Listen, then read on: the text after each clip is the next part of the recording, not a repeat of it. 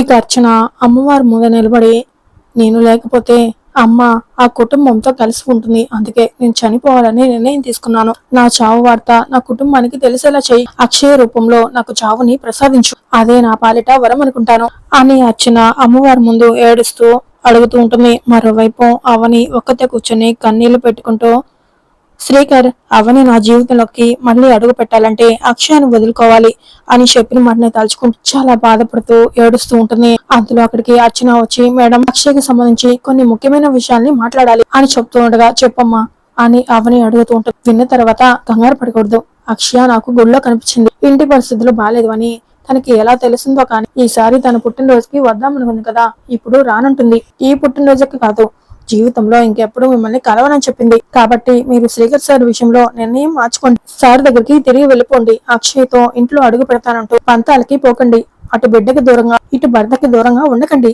నా మాట విని శ్రీకర్ సార్ పెట్టిన కండిషన్ కి ఒప్పుకోండి అని అర్చన అనగానే వెంటనే అవని చాలా కోపంతో రగిలిపోతూ, నోర్మి అని కొట్టబోయి ఆగిపోయి, నా కూతురు వయసుదాను కాబట్టి నిన్ను కొట్టకుండా నీకు గౌరవం ఇస్తున్నాను. నా కూతురు స్నేహితురాలు కాబట్టి ఎత్తిని చేతిని దించాను. ఇంతకు ముందు నువ్వు చెప్పినవని నమ్మానని ఇప్పుడు ఏం చెప్పినా నమ్మేస్తాను అని అనుకుంటున్నావా? నా అక్షయ అలా అనదు.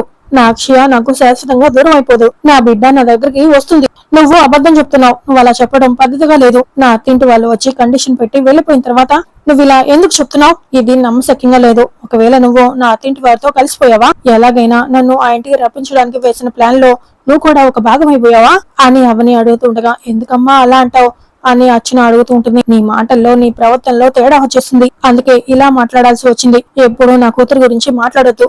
నా ముందు ఉండకు. నీకు ఆశ్రయం ఇచ్చిన వాళ్ళ ఇంటికి వెళ్ళిపో. నా కూతురు వస్తుంది. నా కూతుర్ని వదులుకునే పరిస్థితి ఎప్పటికీ రాదు. నాకు నా భర్త కావాలి. భర్త వల్ల కలిగిన బిడ్డ కావాలి. నా బిడ్డ లేకుండా ఆ ఇంట్లో అడుగు పెట్టను. అసలే నా భర్త చేసిన గాయాలు బాధతో ఉన్నాను. ఆ గాయాలని మరింత రేపుకో. నీకు దండం పెడతాను. వెళ్ళిపో ఇక్కడి నుంచి అని ఏడుస్తూ అవని చెప్పడంతో ఇక అర్చన చాలా బాధపడుతూ బయటకు వచ్చి, నా మాటలు నమ్మి నువ్వు నాన్న దగ్గరికి వెళ్ళిపోయింటే చనిపోవాల్సిన అవసరం నాకు వచ్చేది కాదు.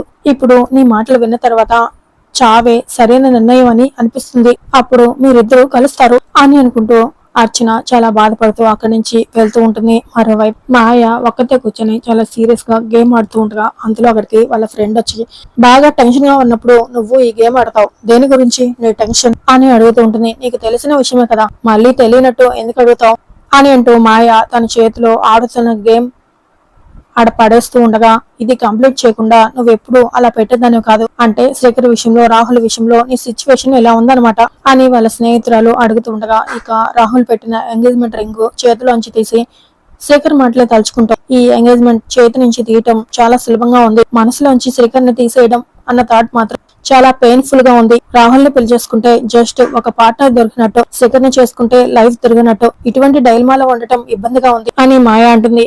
ఇలా కలర్ పజిల్లా నువ్వు ఒక పజిల్లా ఉండటం ఎందుకు, ఏదో ఒక డెసిషన్ తీసుకో మాయా అని అంటూ ఉండగా, తీసుకున్నా, ఇప్పుడే వెళ్లి డాడీ వాళ్ళతో చెప్పేస్తా. రాహుల్ తో జరిగిన ఎంగేజ్మెంట్ ని క్యాన్సిల్ చేసేయండి, శ్రీకర్ తో మాట్లాడండి అని ఓపెన్ అయిపోతాను. లైఫ్ కి సంబంధించిన ఏ విషయంలో అయినా కాంప్రమైజ్ కావచ్చు, కానీ లైఫ్ లాంగ్ తోడుంటే హస్బెండ్ విషయంలో కాంప్రమైజ్ కాకూడదు. కాసేపట్లో దించేసేది అయితే బరువు ఎంతైనా మోయగలం, కానీ జీవితాంతం మోయాలంటే కష్టం. మనసుకు నచ్చిన వాడిని పెళ్లి చేసుకోవడం కూడా మోయలేని బరువు అవుతుంది అని అంటూ ఇక మాయ వాళ్ళ అమ్మా నాన్నకి శ్రీకర్ విషయం చెప్తామని వెళ్తూ ఉంటుంది.